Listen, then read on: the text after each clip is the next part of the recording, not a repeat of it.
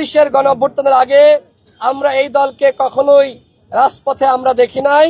আমরা কখনোই দেখি নাই গণঅভ্যুত্থানের সময় তারা আসলে আন্দোলন সংগ্রাম করেছে। হঠাৎ করে জেল থেকে বের হলো, দল গঠন করলো, কমিটি দিল, বাসাবাড়িকে অফিস হিসেবে দেখিয়ে দিল, তারা নিবন্ধন পেল। কিন্তু তারেক রহমান, যাকে আপনারা সকলে চিনেন, রাজপথের চালাময়ী বক্তব্য সকলে শুনেছেন, সবসময় সংগ্রাম করেছেন। এমনকি তিনি একাই মাইক হাতে সবসময় ভারতীয় পণ্য বর্জনের স্লোগান দিয়েছেন, পণ্য বর্জন করার আহ্বান জানিয়েছেন।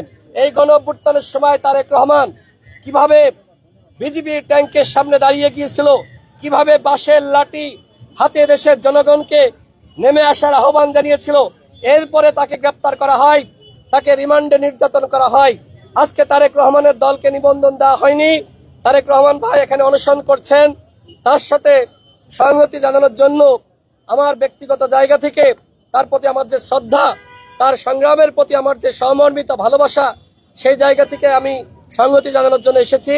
এখন প্রধান নির্বাচন কমিশনারের সাথে কথা বলবো। তিনি অসুস্থ হয়ে পড়ছেন, প্রায় 20 ঘন্টার অধিক সময় তিনি পাড়ি দিয়েছেন। এখানে সারা রাত তিনি শুয়েছিলেন, মশার কামড় খেয়েছেন। এইভাবে একজন রাজপথের সংগ্রামী নেতা তিনি রাস্তায় শুয়ে থাকবেন আর নির্বাচন কমিশনার বিন্দু তারা কোনো মন্তব্য করবেন না, সেটি হতে পারে না। তাদের মন্তব্য জানার জন্য, তারা কি ভাবছেন, কি করবেন, সেটি জানার জন্য মাননীয় প্রধান নির্বাচন কমিশনারের সাথে কথা বলার জন্য এই মুহূর্তে আমি যাব। তারেক রহমান ভাইয়ের যে আন্দোলন, সেই আন্দোলনের প্রতি আমার সংহতি রয়েছে, তারেক রহমান ভাইয়ের প্রতি ভালোবাসা রয়েছে।